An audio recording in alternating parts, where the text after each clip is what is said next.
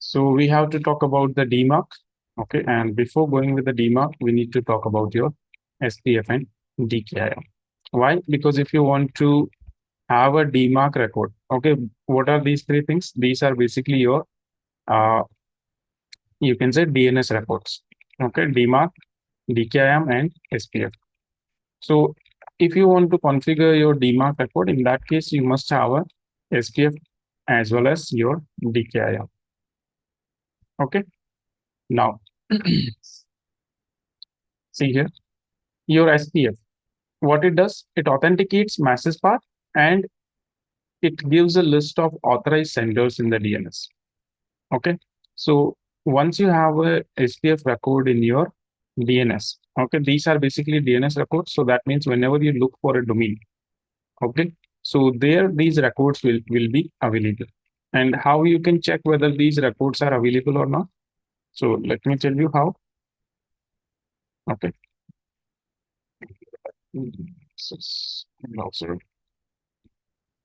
Here you can go to the website, the next toolbox. Okay, this is one free tool that you can use. Okay, so here just go to the super tool. Okay, and whatever the domain you're looking for, let's say networkershome.com. Okay, so first of all, what kind of lookup you're doing? So by default, it is checking what MS lookup. If you want, you can check for the SPF record, whether there is an SPF record or not. Okay, so you can see they have an SPF record. And this is how an SPF record looks like. Okay, then you want to check whether is there a DKIM record or not. So you can go for the DKIM lookup. Okay, so here it is not able to check about the DKIM. Okay, but here it is giving you information about the SPF again. Okay, then you might want to check up about the DMARC. Okay, so again here in DMARC record is also, this is not showing information. Okay, so it says an error has occurred with your lookup. Please try again. You must include a selector when checking the cap. Okay, that means you have to give a domain and then you have to give a selector name. Okay, or you have to say something like selector.domainkey.com. So we'll understand that. Okay, what is this selector and everything? Okay, I'll show you. But this is how will you check. Okay, with the domain, you will have to give a colon here and then you will have to give a selector. Like selector will be something like, you can say like big email. Okay, and it says what? DKIM record. No result. That means no DKIM record here. Okay, what about the DMARC? Okay, so this DMARC record and these are available as a text record. Okay, so simply you can go here and check about the text records. There you should find the DMARC record. Say text lookup and just open it. And in that case, when you're looking for a text, okay, simply say text lookup and you're looking for networkershome.com. That's it. Okay, so these are the text records. So here you can see that we have a SPF record. Okay, and DMARC is not available here. DMARC information is not given here. Okay, but other things you can check. Let's say if I check google.com itself. Okay, so here you can see that there is a SPF record available. Okay.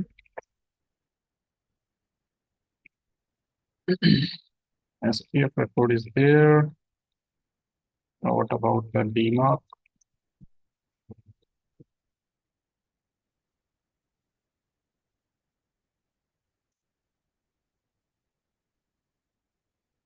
Okay, so here you can see in case of Google, there is a DMARC record available, and this is how the DMARC record looks like.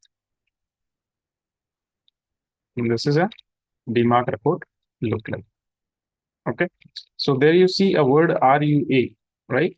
And it says mail to mail authentication report at google.com. So what does it mean? It means this is the address to which aggregate feedback is to be sent. Okay, so that means the feedback that, okay, it will be allowed, it will be not allowed. Okay, so all these things we will also see. But here also you can see that, okay, the DMARC record is available.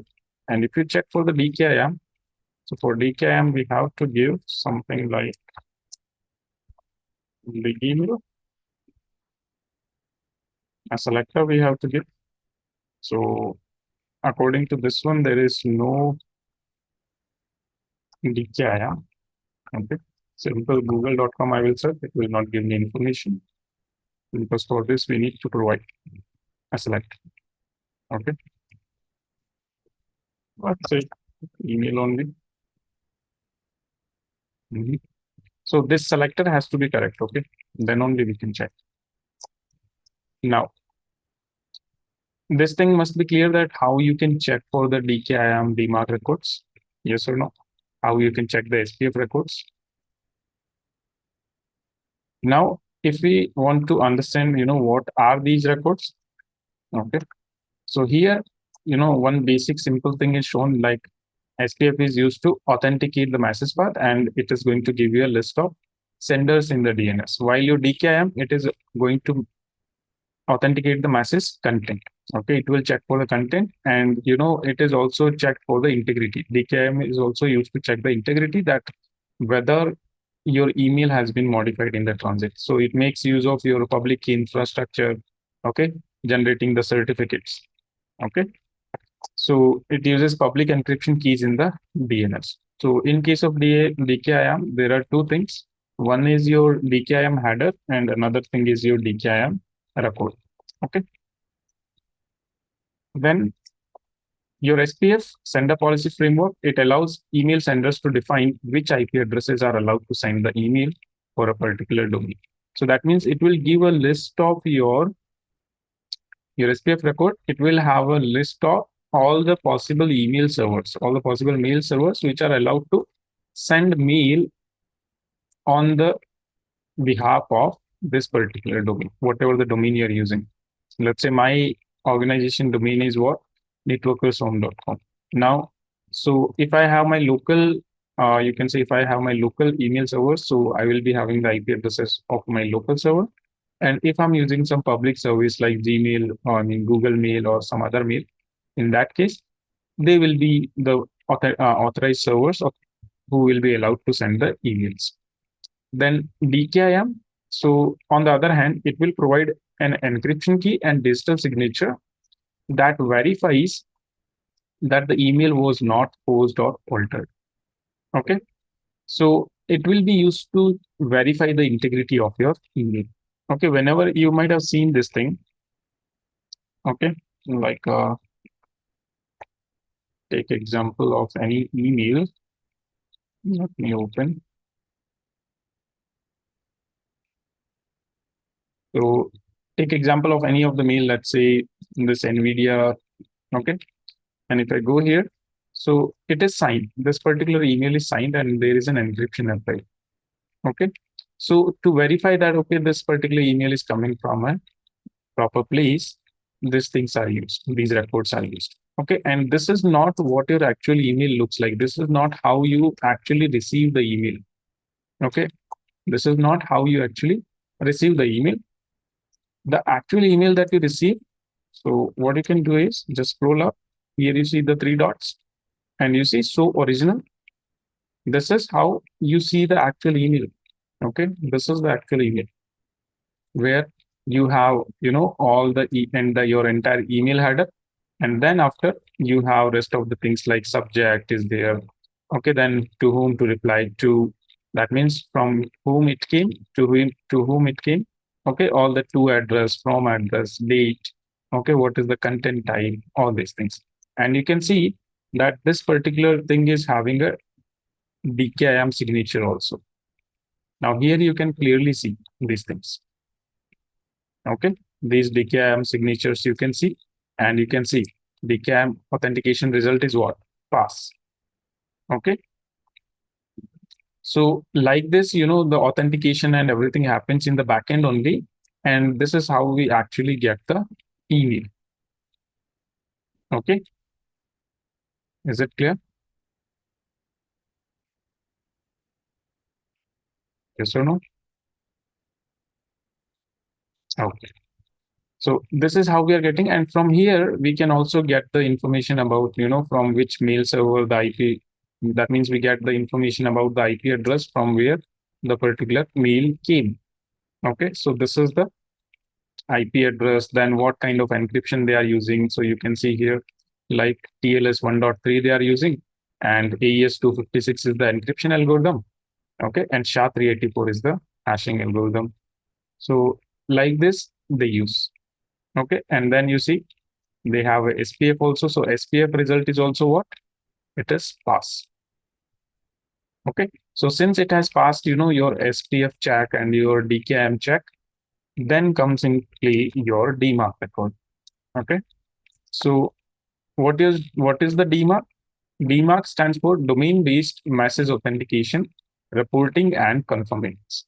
Okay, so specification to help reduce the potential for email-based abuse by solving a couple of long-standing operational deployment and reporting issues related to the email authentication protocols. So your DMARC, it standardizes how email receivers perform email authentication, how the email authentication will be done using the well-known SPF and DKIM mechanisms. Okay, and to better and clear understand all these things, you must have an understanding of the DNS. Okay, how? Because all these are what? DNS records only. And if you want to understand how these things function, then what we can do simply, we can go here, and there's a good website for DNS actually. You can say Cloudflare, and you can go to this article, what is DNS, from the Cloudflare. Okay, so this will explain you entire thing, that what is DNS, how DNS works. But right now what we're interested in is the DNS records, because in the DNS records only we will be finding the information about SPF, DKIM, DMARC, okay, all this information. So let's go here and scroll a bit. So here you see SPF record, DKIM record, and DMARC record. So let's go to the SPF record first. Now, SPF stands for Sender Policy Framework. So this is a type of text record. And that's why whenever we were looking here for text records, we were able to find that, okay, here we have a SPF. Okay, so now we will understand that what is the meaning of this, what is the meaning of this include, okay, as well as what is the meaning of this all. Okay, because sometimes you will see here hyphen all, sometimes you will see this tilde symbol, like this kind of symbol, and then all, then you will sometimes you'll see plus symbol. So what does it mean? See here. So see here, this is the information about the text record only. But if you see, it says what? That a SPF record is a type of DNS text record that lists all the servers authorized to send emails from a particular domain. That what are all the servers that are allowed to send email from a particular domain. Okay. So now what will happen here? That the SPF record, it was originally created because the standard protocols used, like your SMTP, does not inherently authenticate the from address, that from where this particular email is going. And if you are not able to authenticate that from where this email is going, then any hacker is able to impersonate your domain, and they are able to send a spoofed email to the target, and the target will not have any idea that from where this email is coming. Okay, so this means without the SPF or other authentication records, an attacker can easily impersonate a sender and trick the recipient into taking an action or sharing information they otherwise would not. Okay, so to authenticate the from address, your SPF record is used. Okay, now how does a mail server will check that about, how does a mail server will check about an SPF record? So what will happen? Let's say you consider sender one. There is a sender one who will send an email, and it is having the IP address 192.0.2.0, and there is a return path. What is the return path? The email uses, this is the return path. So what is the return path? A return path address is different from the from address. If you see here, we should find it. See here. Like if I see, this is the from address. And what is the from address? Okay, this is the from address. networkworld@edt.networkworld.com. Okay, this is the from address. But if I see the return path, okay, so here you can see there is one return path given. Okay, so this is what mail dot this particular thing dot at edt. Okay, this should be different from your from path. Now, why it is used? It is used specifically for collecting and processing the bounced emails. So if there are certain emails, okay, if there are certain emails that has been bounced, not delivered, so they will be received here. Okay, so sender one has sent an email and its IP address is this, and it uses this particular thing as a return path. Now the mail server which is receiving the message, that means the server 2, will take the return path domain and search for its SPF record. That means if I am receiving this email, okay, this is the guy who is sending me the email, and in the return path, this guy is giving me this particular email address. So what my server will do, it will take this particular domain and it will check the SPF record of this domain, that whether it is having a valid SPF record or not. Okay. Now, if server 2 finds an SPF record for the return path domain, it will search for the SPF record for the server 1's IP address in its list of authorized centers. Okay. So now your server will check that, okay, is there the IP address? That means the server who sent, this is the IP address of the, this is the IP address for the domain, that is returnpath.com. So is there any record available for this IP address in the SPF? Okay. So if it finds, it will allow the email. If it does not find, then it means somebody is impersonating. Okay. So how a SPF record will look like? So this is how an SPF record will look like. Okay. So this means on behalf of a particular domain, let's say here, let me open the Epic file.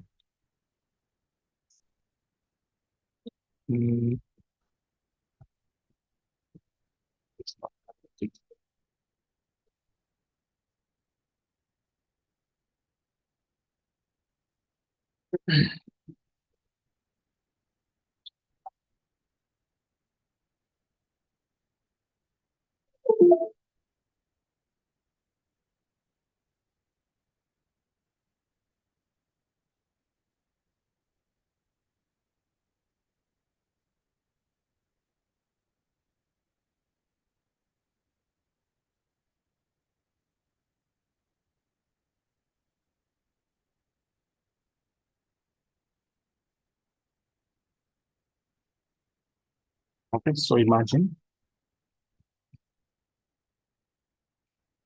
this is the server which is having the IP address 192.0.2.0. Okay, and let's say this is my system. Okay, that means basically my mail server. Okay, so whenever this guy will send an email to me, my server, it will check what? The return path. And it will check the return path, and for the domain of the return path, it will check what? The SPF record. That okay, it will do a DNS query for the SPF record, and in the SPF record, it will check that okay, what are the IP addresses available? And let's say for this SPF record, we find these values. Okay, so in the SPF record, it is checking that okay, what are the servers allowed? Okay, these are the servers allowed. So is this IP address available here? Yes, it is available here. And this particular email will pass. Okay. And if it does not find this thing, let's say this particular email address is not there. If this thing is not there, in that case, this IP address and this IP address is different. That means this email will not be allowed. Okay. So if the IP address is listed in the SPF record, the SPF check will pass and the email will go through.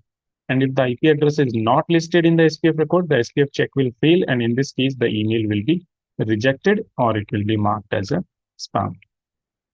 Okay. So what will be the action taken? Like your action should be quarantine, the email should be quarantined, or it should be reject, or there should be no action taken. That will be defined in your DMARC record. Okay. This thing is clear. How does a SPF look like and everything?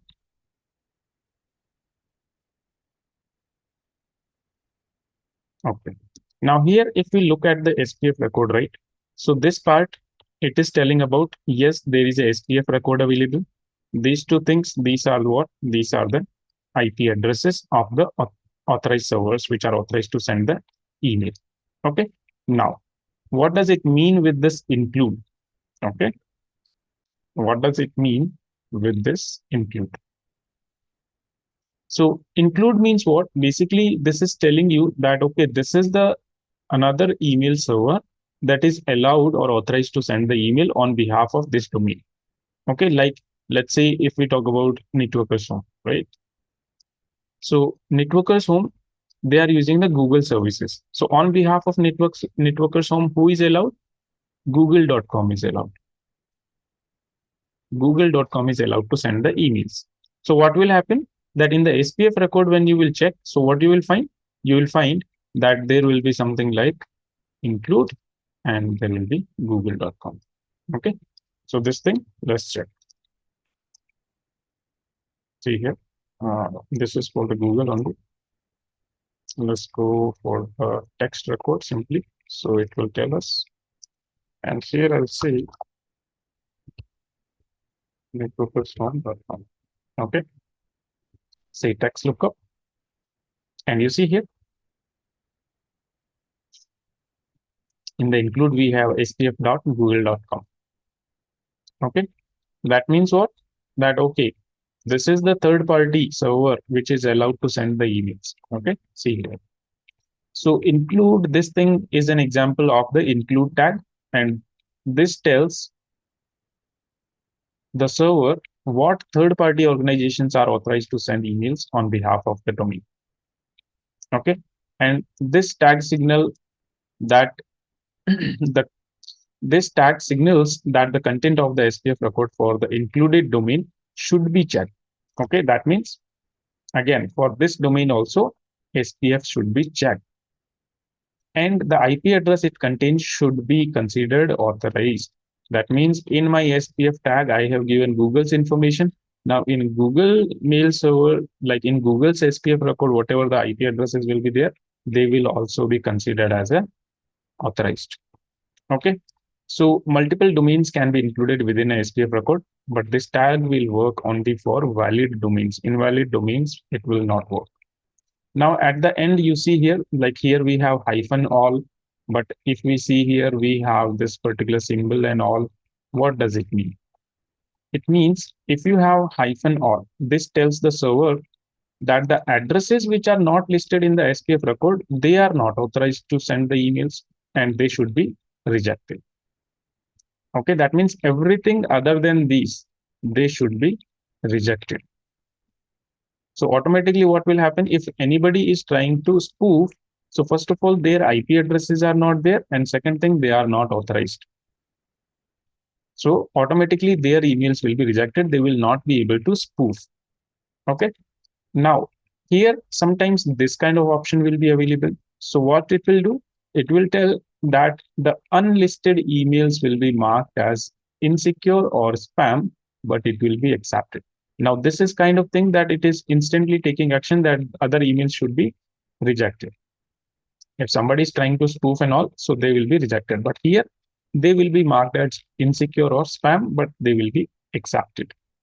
And sometimes you will have this also, which will signify that anybody can send email on behalf of your domain. So that means you should never go with this thing. Okay. And mostly you should go with this thing. Clear?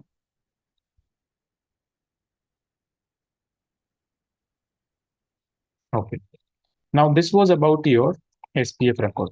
Now if we talk about your DKIM record, DKIM stands for Domain Keys Identified Email. Okay. So it is a method of email authentication that will help prevent spammers and other malicious parties from impersonating a legitimate domain.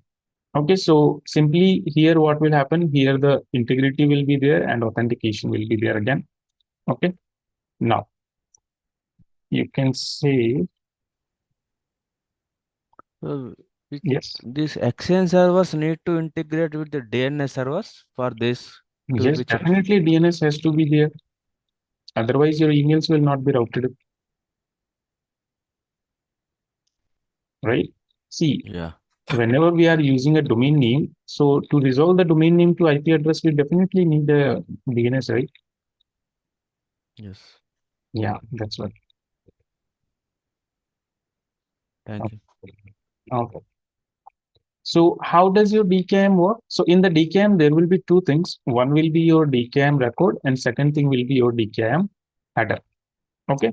So what is the DKIM record? Which is stored on the DNS records for the domain. So this DKIM record, this will be stored in the DNS, while DKIM header, this will be attached to all the emails from the domain. Okay. Now here are two things. So in this case, what will happen? They will use digital signatures based on the public key cryptography. So here what will happen? A pair of cryptographic keys are used. So that means basically a private key will be there and a public key will be there. The public key, it will be available in the DKIM record on the DNS, and with the private key, your DKIM header will be signed. So that what will happen? That whenever this email will reach to the particular server, that server will make a DNS query and will get the public key from here. And then you will use this public key to decrypt this information and also to verify that the email is coming from a legitimate domain. Because see, if the public key is there and if the email is not encrypted from a proper or the correct private key, then what will happen? Authentication will fail, and authentication fail. If the DKIM check fail, then again the email will not be allowed. Okay. So here what will happen? See, the email provider will generate a public key and private key.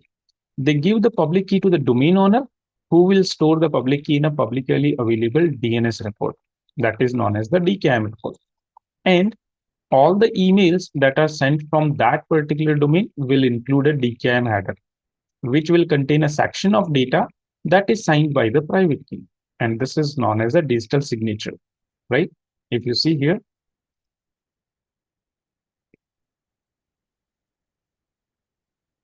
okay, these are signed.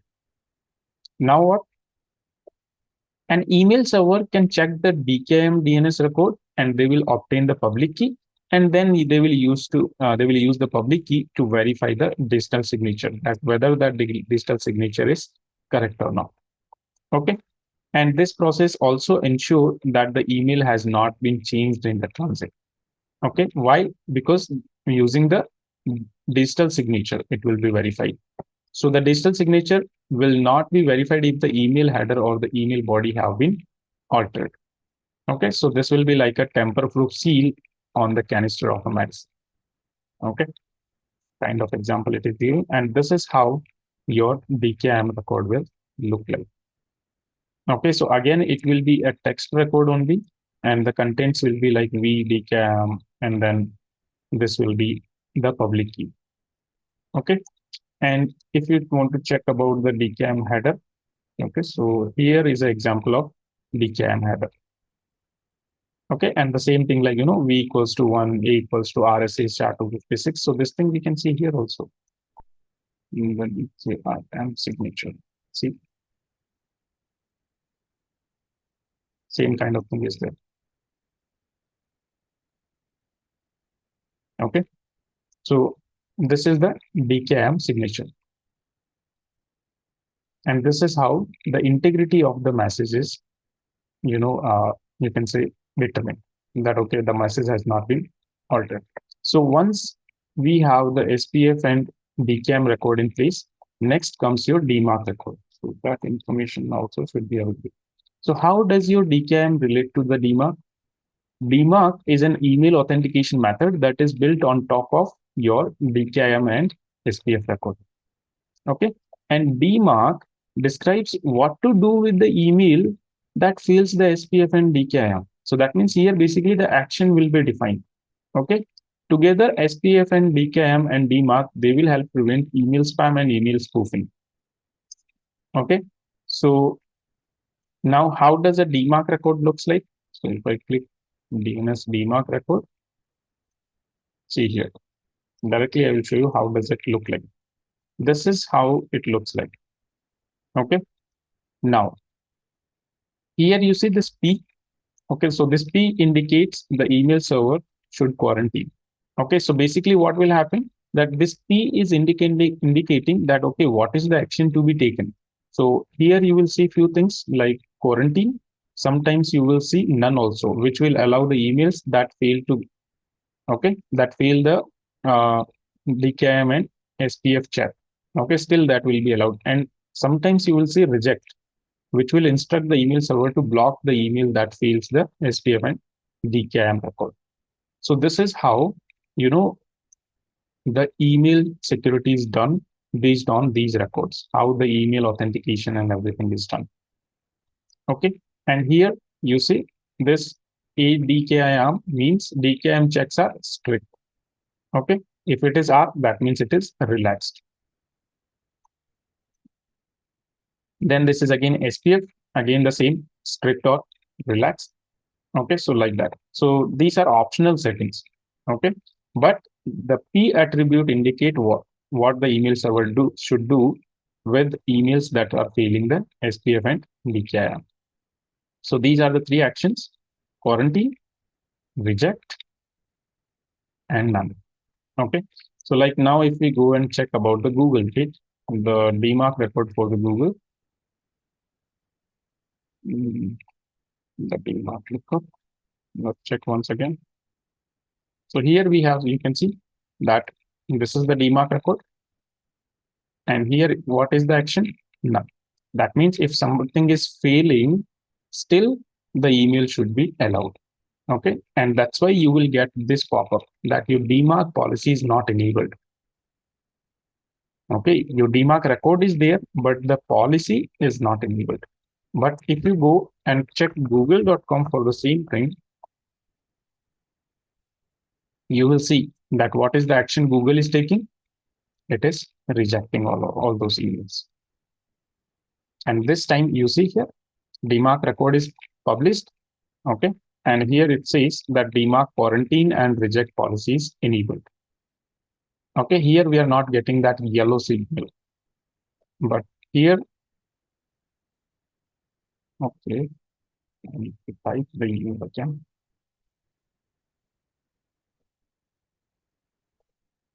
This is google.com. Let's go.